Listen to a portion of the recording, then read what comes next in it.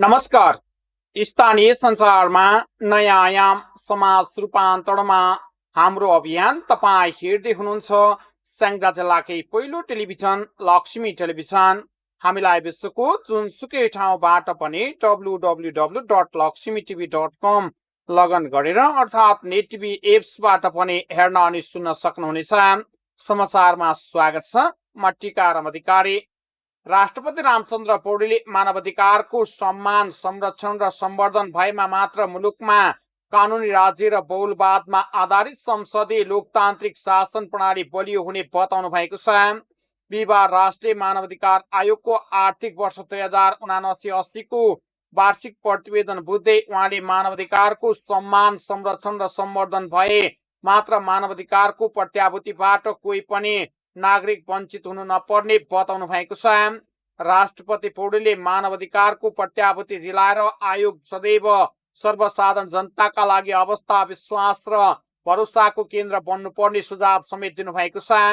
उहाँले आयोगले आफ्नो संवैधानिक र कानुनी दायित्व पूरा गर्ने क्रममा यथार्थ प्रभावकारी अनुगमनमा जोड दिँदा अझ मानव अधिकार मैत्री हुन सघाउ पुग्ने पनि धारणा राख्नु भएको छ। राष्ट्रपति पौडेलले नेपालमा वर्गीय, जातीय, क्षेत्रीय, भाषिक, धार्मिक, लैङ्गिकताका कुनै पनि प्रकारका विभेद हुन नदिन, समानता, समावेशिता, सहभागितामूलक सिद्धान्तका आधारमा समस्यामूलक समाज वा निर्माण गर्ने राष्ट्रिय सङ्कल्पलाई साकार पार्न आवश्यक रहेको कुरामा जोड दिनुभएको छ। उहाँले लोकतान्त्रिक शासन प्रणाली, नागरिक स्वतन्त्रता, मौलिक हक, बाग्लिग मताधिकार, पूर्ण प्रेस स्वतन्त्रता लगायत आधारभूत लोकतान्त्रिक मूल्य र मान्यतालाई व्यवहारमा उतारे मानव अधिकारको परिकल्पना गर्ने संस्कृतिको निर्माण गर्नेतर्फ हामी सबैको ध्यान जान आवश्यक रहेको कुरा बताउनु भएको छ। मानवाधिकार हननका घटनाको उजुरीमा छानबिन तथा अनुसन्धान गरी कारबाहीको लागि सिफारिस गर्ने काम तथा नेपाल पक्ष भएका मानवाधिकारसँग सम्बन्धित अन्तर्राष्ट्रिय सन्धि सम्झौताको कार्यान्वयनको अनुगमन गर्ने दायित्व समेत रहेकाले आयोगको जिम्मेवारी बढ्दै गएको पनि उहाँले बताउनु भयो।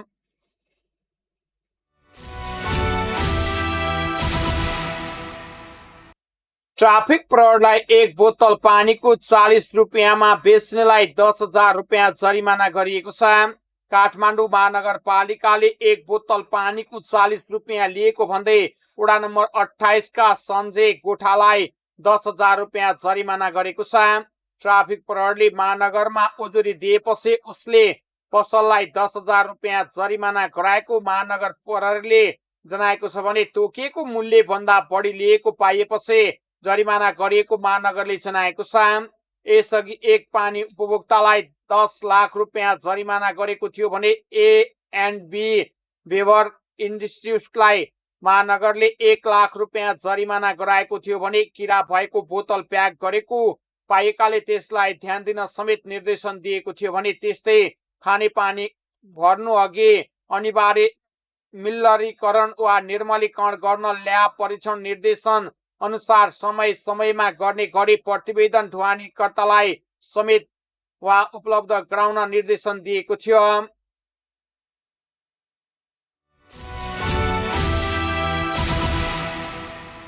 वन तथा वातावरण मन्त्री डाक्टर धीरेन्द्र प्रसाद महतोले जलवायुको चुनौतीलाई सम्बोधन गर्न प्राकृतिक आधारित समाधानका उपायहरू अवलम्बन गर्नुपर्नेमा जोड दिनुभएको छ। संयुक्त अरब इमिरेट्सको दुबईमा जारी जलवायु परिवर्तन सम्बन्धी अन्तर्राष्ट्रिय सम्मेलन कोप 28 का क्रममा नेपाल पेभिलियनमा आयोजित कार्यक्रममा उहाँले सो कुरा बताउनु भएको हो। मन्त्रालयको सहकारीमा राष्ट्रिय प्राकृतिक संरक्षण कोषले आयोजना गरेको बिल्डिङ ब्लक अफ कलेक्समेन्ट एमिसेसन पिपुल नेचर एन्ड एक्सन विषयक कार्यक्रममा उहाँले भन्नुभयो, जलवायुको चुनौती सामना गर्ने समुदायमा आधारित दृष्टिकोण मार्फत स्थानीय समुदायको सक्रिय सहभागितामा प्राकृतिक संरक्षण आवश्यक छ। यसमा आधारित समान दृष्टिकोणलाई सुदृढ पार्ने गरी तल्लो तहको निरन्तर प्रयास खुसी रहेको वा खुसी हुने विषयमा जलवायुका कार्य सुदृढ गर्न र सबै सरकारवालाहरूको क्षमता अभिवृद्धि गर्न पनि विद्युतीय स्रोत ल्याउनु पर्नेछ। प्रधानमन्त्री पुष्पकमल दाहाल प्रचण्डका विकास व्यवस्थापन विज्ञ तथा जलवायु सल्लाहकार डाक्टर पपुलर जेजेसले प्राकृतिक आधारित समाधानका उपायहरूका लागि स्थानीय तहलाई सबल बनाउने नीति तथा कार्यक्रमको प्रभावकारी कार्यान्वयन गर्नुपर्ने बताउनु भएको छ। मन्त्रालयका सचिव डाक्टर दीपक कुमार खरालले जलवायुमा आधारित समाधानका उपायका लागि सरकारले गरेको प्रयासबारे जानकारी गराउनु भएको थियो भने संघीय सांसद सचिवालयका सचिव डाक्टर रोजनाथ पाण्डेले जलवायुको चुनौती समाधानका लागि नेपालले कानुन निर्माणका क्रममा प्रकृतिमा आधारित समाधानका उपायहरूलाई ध्यान दिनुपर्ने उल्लेख गर्नुभएको छ। कार्यक्रममा कोषका सदस्य सचिव शंकर चन्द्र अधिकारीले कोषले प्राकृतिक आधारित समाधानका उपायका लागि स्थानीय तह र समुदायलाई प्रोत्साहन गर्ने तथा सबल बनाउने काम गरिरहेको पनि बताउनुभयो।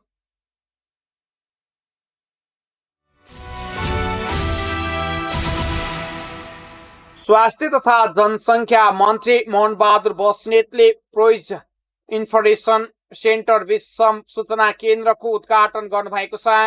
त्रिवी शिक्षण अस्पताल महाराजगञ्जमा स्थापना गरिएको प्राइजेज इन्फर्मेसन सेन्टरको मन्त्री बस्नेतले बिहिबार शिक्षण अस्पतालमा आयोजित कार्यक्रममा उद्घाटन गर्नुभएको हो भने बिबी शिक्षण अस्पतालको क्लिनिक फार्माकोलोजी विभागले उक्त प्रोइजन इन्फर्मेसन सेन्टर सञ्चालनमा ल्याएको भने विषम सेवन वा गरेकाहरूको उपचारहरूलाई प्रभावकारी बनाएर उनीहरूले मृत्युदर कम गर्ने उद्देश्यले विज्ञहरू मार्फत उपयुक्त सल्लाह सुझाव प्रदान गर्ने उद्देश्यले यो सेन्टरको स्थापना गरिएको हो। कार्यक्रमलाई सम्बोधन गर्दै स्वास्थ्य मन्त्री बस्नेतले नेपालमा विष सेवन गरेर आत्महत्या गर्नेको संख्या बढेको स्मरण गर्दै त्यसको रोकथामका लागि त्रिवी शिक्षण अस्पतालले पोइजन इन्फर्मेसन सेन्टर स्थापना गरेर प्रशंसनीय कार्य गरेको बताउनु भएको छ। मन्त्री बस्नेतले भन्नुभयो यो सेन्टरले विष सेवनका कारण उपचारमा आउने गरेका समस्यालाई निराकरण गर्ने टेलिमेडिसिन नै काम गर्नेछ। त्रिवी शिक्षण अस्पतालले शिक्षा स्वास्थ्यका क्षेत्रमा उल्लेखनीय काम गरिरहेको भन्दै विपन्नको उपचारलाई अझ प्राथमिकतामा राख्नुपर्नेमा जोड दिनुभएको छ। देशका 753वटै पालिकाका स्वास्थ्य केन्द्र बनाउने उद्देश्यका साथ विगतमा एकैसाथ शिलान्यास गरिए पनि त्यसका लागि आवश्यक पर्ने जनशक्ति उपकरणका विषयमा नसोचेकाले अहिले जनशक्तिको समस्या देखिएको मन्त्री बस्नेतले बताउनुभयो।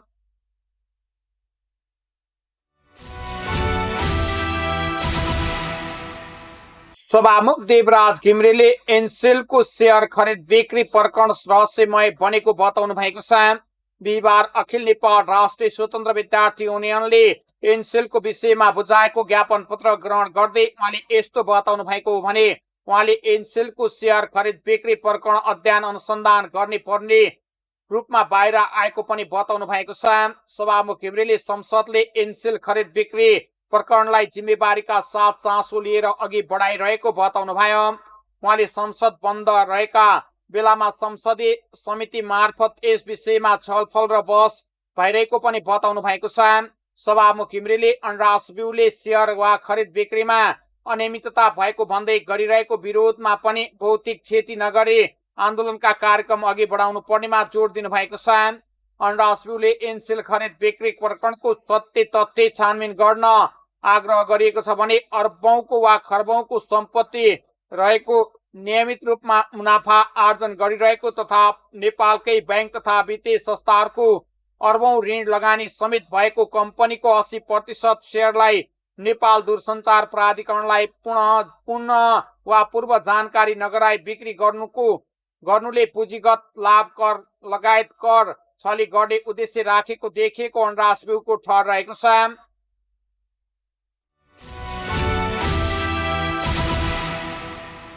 स्याङ्जाको गल्याङ नगरपालिकाले नगर की छोरी कार्यक्रम सुरु गरेको छ। नगरपालिकाले महिला सशक्तिकरणका लागि छुट्याएको बजेटबाट नगर की छोरी कार्यक्रम सुरु गरेको हो।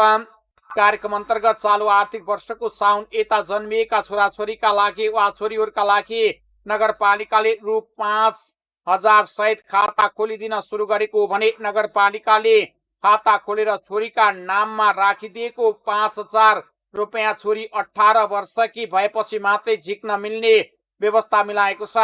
गल्याङ नगरपालिका उपप्रमुख हेमा नेउपाने तिमल सेनाको उपस्थितिमा वडा नम्बर 3 मीना दर्जीकी 8 दिनकी छोरीको नाममा गरिमा विकास बैंकमा खाता खोलेर कार्यक्रमको उद्घाटन गरिएको छ।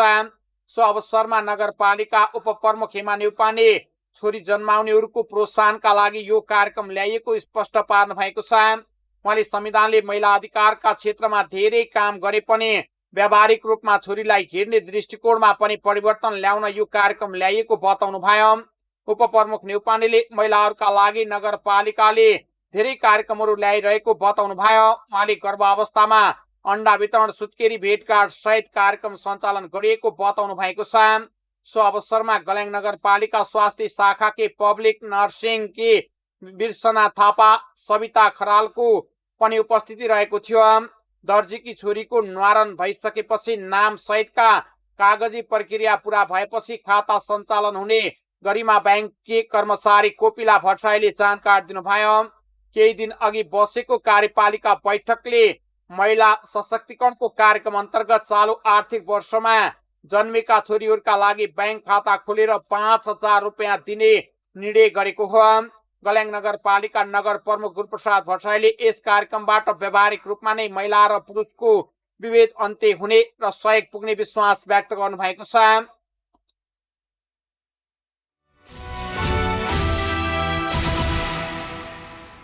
स्याङ्जाको वालिङ नगरपालिका अन्तर्गत आँधी खोला किनारमा रहेका बाँसका सामग्री उत्पादन गर्न उद्योग स्थापना गर्ने भएको छ। वालिङ नगरभित्र पर्ने आँधी खोला किनारमा रहेका बाँसलाई अत्याधिक प्रविधिको प्रयोग गरी बाँस जन्य सामग्री उत्पादन गर्ने उद्योग सञ्चालन गर्नका लागि नगरपालिका छाता संस्था नेपाल बेसमा सम्झौता भएको भने सम्झौता पत्रमा नगर प्रमुख कृष्ण खाँड र छाता संस्था नेपाल गैर सरकारी संस्थाका अध्यक्ष मेघबहादुरले बीच हस्ताक्षर गरिएको छ। आँधी खोलाको दुवै किनारमा रहेका बाँसको प्रयोग गर्दै बाँसबाट बन्ने विभिन्न प्रकृतिका सामग्री उत्पादन गर्नका लागि नगरपालिका कार्यालय र छाता संस्था नेपाल बीच सम्झौता भएको छाता संस्था नेपालका अध्यक्ष आलीले बताउनु भएको छ। आँधी खोलाको किनारमा प्रशस्त मात्रामा बाँस छन्, ती बाँस यसै खेर गइरहेको अवस्था छ। उहाँले भन्नुभयो, बाँसबाट धेरै प्रकारका सामग्री बनाउन सकिने अध्ययनबाट देखिएकाले उक्त प्रविधिलाई वालिङमा भित्र्याउने तयारी गरेका छौं। आँधी खोला school of Jimbo technology and research centre परियोजना मार्फत बाँसका सामग्री उत्पादन गर्ने उद्योग स्थापना गरिने भएको भने उक्त उद्योग सञ्चालनका लागि लम्जु वर्गको वा जो निजी वा कम्पनीले बिउ पुँजी उपलब्ध गराउने अध्यक्ष आलीले बताउनु भएको छ। सिप प्रविधिको अभावका कारणले खेर गइरहेका बाँसलाई घाँस, बाँस, कपास र विकाससँग जोड्न सकिन्छ। उहाँले भन्नुभयो, उद्योग स्थापनासँगै बाँसको सामग्री उत्पादन र ब्रान्डिङ र बजारीकरण गर्छौं। परियोजना मार्फत वालिङमा नयाँ प्रविधि भित्र्याउनका साथै स्थानीयलाई सिप हस्तान्तरण गरे आर्थिक उपार्जनमा जोड्दै जाने उहाँले बताउनुभयो। नदीको संरक्षणका लागि नदी किनारमा नयाँ नयाँ प्रजातिका बाँस थप गरेर नर्सरी स्थापना हुनेछ भने परियोजना सञ्चालनसँगै स्थानीय युवा तथा महिलालाई बाँसबाट बन्ने हस्तकला सामग्री बनाउने सिप प्रदान गरिने भएकाले रोजगारीको अवसर मिल्छ भने उहाँले भन्नुभयो। नदी संरक्षणसँगै लोपोन्मुख अवस्थामा रहेको माझी जातिको माछा मार्ने पेसालाई पुनर्स्थापित गर्ने पर्नेछ। स्थानीय सरकारलाई सबल र सक्षम बनाउनका लागि पनि आम्दानीका स्रोत बढाउँदै जानुपर्ने भएकाले बाँस उपयुक्त स्रोत हुन सक्ने सम्भावना देखिएकाले साझेदारीमा परियोजना सञ्चालनको तयारी गरेको नगर प्रमुख खाँडले बताउनु भएको छ। परियोजना सञ्चालन हुँदै गर्दा स्थानीय स्रोत साधनको उच्चतम प्रयोग हुन्छ उहाँले भन्नुभयो। त्यसै खेर गइरहेका बाँसलाई आम्दानीको स्रोतका रूपमा परिवर्तन गर्न पाउनु हाम्रा लागि पक्कै पनि राम्रो अवसर हो। स्थानीय स्तरमा रोजगारीका अवसर सिर्जना हुने नयाँ नयाँ प्रविधि तथा सिप वालिङमा भित्रिने वालिङको पहिचानका रूपमा बाँसका सामग्रीलाई स्थापित गर्नका लागि पनि यस परियोजनाले महत्त्वपूर्ण भूमिका खेल्ने विश्वास उपप्रमुख कविता गैरे तिवारीले बताउनु भएको छ। पहिले चरणमा 5 वर्ष अघिको रहने परियोजना कार्यक्रम थप गर्दै लगिने भएको छ भने परियोजना सञ्चालनका लागि अनुमानित रु 4 करोड खर्च हुने बताइएको छ।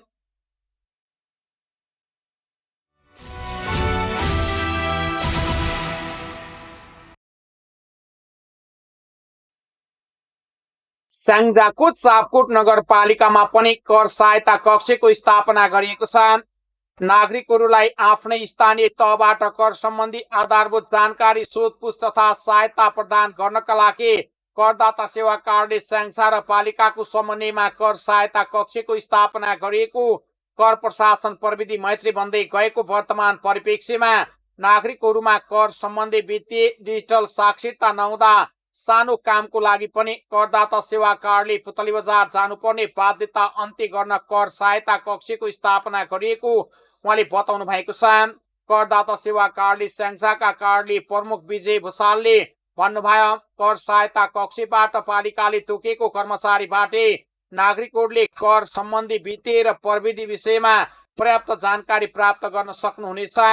सापकोट नगरपालिकाको 3 जना कर्मचारीहरूलाई कर सहायता कक्षको फोकल पर्सनको जिम्मेवारी दिएको छ भने आन्तरिक लेखा परीक्षक सुदीप पौडेल, स्टोर किपर राम विनय महतो र लेखापाल अनिश मगरलाई कर कार्यालयसँग सम्बन्धित सम्पूर्ण कागजात र अनलाइन सेवाका लागि नागरिकहरूलाई सहजीकरण गरिदिने जिम्मेवारी दिएको पालिकाले जनाएको छ। नगरपालिका प्रमुख देवबहादुर काँडेश्वरले जनतालाई आफ्नै स्थानीय तहमा कर सम्बन्धी सम्पूर्ण जानकारी दिन आवश्यकता अनुसार सहजीकरण गर्न पालिकाको पहलमा कर सहायता कक्षको स्थापना गरिएको बताउनु भएको छ। कर सहायता कक्षबाट स्थानीय स्तरमा कार्यरत आमा समूह, युवा क्लब बढी लाभान्वित हुने खाँडले जानकारी दिनुभएको छ। चालु आर्थिक वर्ष 2080-81 भित्री आवश्यकता अनुसार जिल्लाका 11वटै स्थानीय तहमा कर सहायता कक्ष स्थापना गर्ने तयारी भइरहेको करदाता सेवा कार्यालय स्याङ्जाका कार्यालय प्रमुख भूषालले जानकारी दिनुभयो। पालिकामा कर सहायता कक्ष स्थापना हुनुलाई सङ्घ र स्थानीय तहबीचमा हुनुपर्ने समन्वयको रूपमा बुझ्नुपर्ने भूषालले बताउनु भएको छ। चापकोट कर सहायता कक्ष स्थापना भएको दोस्रो स्थानीय तह हो भने अर्जुन चौपारी गाउँपालिका यसअघि नै कर सहायता कक्ष स्थापना भइसकेको छ। तपाईँ हेर्दै हुनुहुन्थ्यो लक्ष्मी टेलिभिजन। अर्को समाचारमा पुनः सुन्ने बाचा गर्दै ऐनलाई भने समाचार युनिटबाट बिदा हुन चाहन्छौँ। तपाईँ भने हेर्दै गर्नुहोला लक्ष्मी टेलिभिजन। नमस्कार।